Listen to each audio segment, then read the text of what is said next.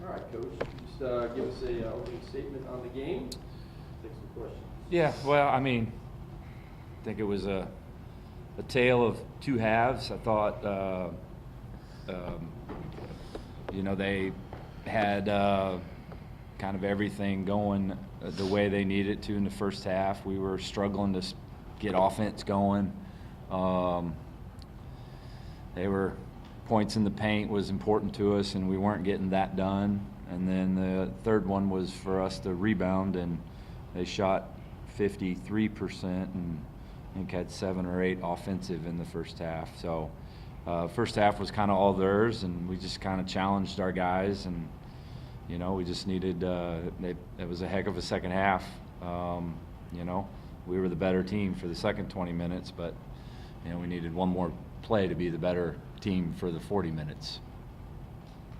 Coach, with 4.3 seconds left, you called a timeout. What were you telling the team in the huddle? What type of play call were you trying to design up? Yeah, it's exactly what we did. I just thought the guy sitting next to me was a guy that they couldn't keep out of the lane. He got there over and over. So to me, that was the best option. We'll put it in his hands in a little hand back action, hopefully with some speed and able to get downhill. And then just in case, we put Marco in the strong side corner in case somebody helped off. And if we had to, we'd kick and go for the win. But I was hoping to get 2 and go play 5 more minutes.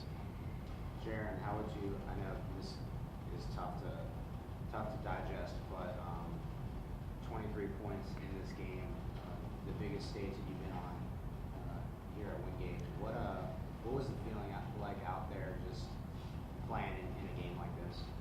It was just win by any means necessary.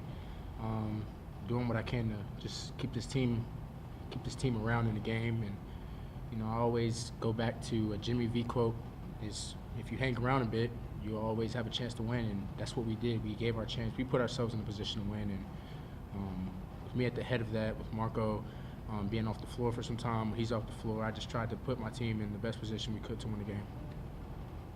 Coach, how would you summarize Jaron's play today? Yeah, I mean, like I said, I thought he was the best on the floor in the second half, getting into the paint and getting downhill, getting to the rim, finishing, and so we rode that a lot in the second half. Obviously, we went through a portion there, and even I'm not sure that Marco could shoot even if we threw it to him, but he didn't want to be off the floor, so we needed him even more. And I thought Jaron, I thought he started the game kind of like I thought a freshman would start the game in a game like this, just the importance of it. But it didn't take long before he got out of that, and I thought he started to find it at the end of the first half, and then the second half I thought he was making good plays. We just get rid of those 3 turnovers, we'll be all right.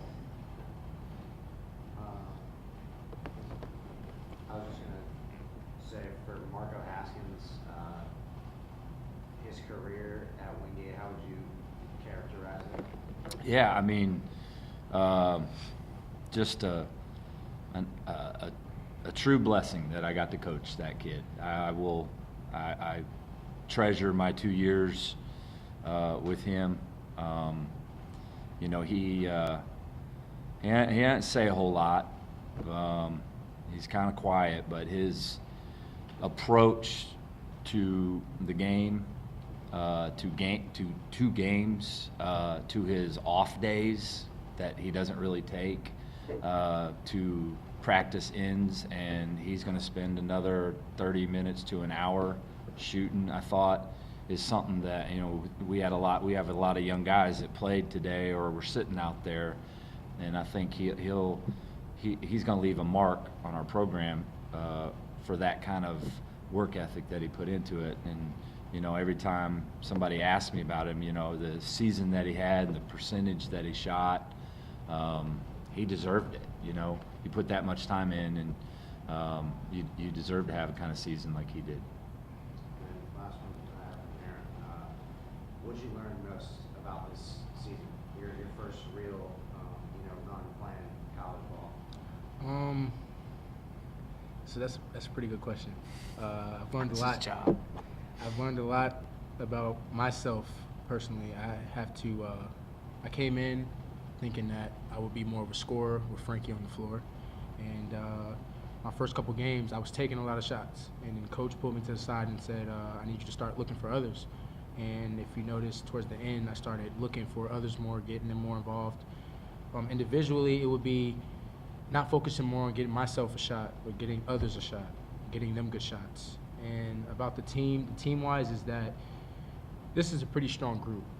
We've dealt with a lot this year. One of my best friends, Kendrick Tucker, he goes down at the beginning of the season, and I cried like a baby. I mean, I was very sick for him, and dealing with that and having guys have to step up with me being out the first couple games, and then Marius being gone, and then Frankie dealing with his ankle, you know, him having to come out.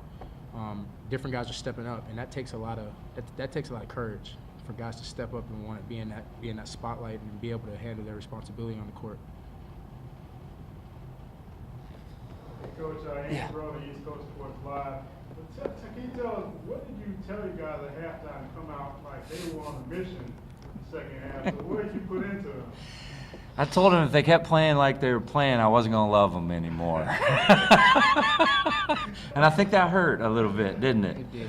Okay. I really did. I just, you know, for whatever, you know, maybe a hangover from Wednesday's game, thinking it was just going to, you know, keep rolling. You know, it's a new day, it's a new game, and I just thought we were, you know, I didn't think our effort was great. I didn't think our pace on offense was very good, and I thought we really settled for a lot of iffy shots early in the shot clock, and you know, and so I told them, I said, you know, it's you know, you're playing basketball nothing like what you've made me grow accustomed to over the last few weeks.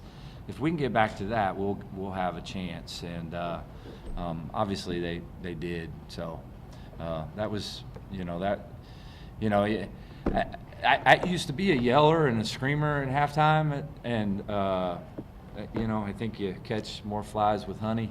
So I just talked to them, and they're a bunch of guys that when you talk to them, they listen, and obviously they responded.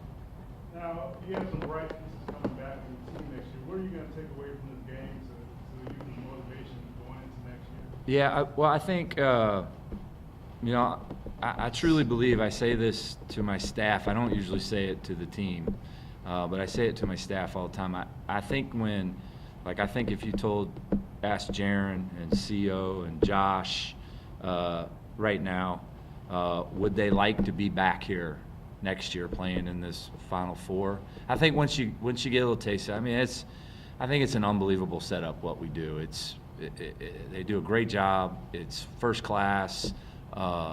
It's fun. There's a level of excitement that you get that you know, even in your biggest game during the season, where you may have a bigger crowd because you're at home or on the road. There's just something about, you know, tournament basketball. I think that's why everybody loves it so much. And I think when you get a taste of it, you know, now those guys, I think for the next 3 years are going to be back here again, you know, and, you know, hopefully not only come back, but maybe wearing a lighter colored jersey the next time we come back. You know, that would be a good thing. Thank you, Coach. You bet. Thank you, guys. Yeah. Great season. I appreciate it.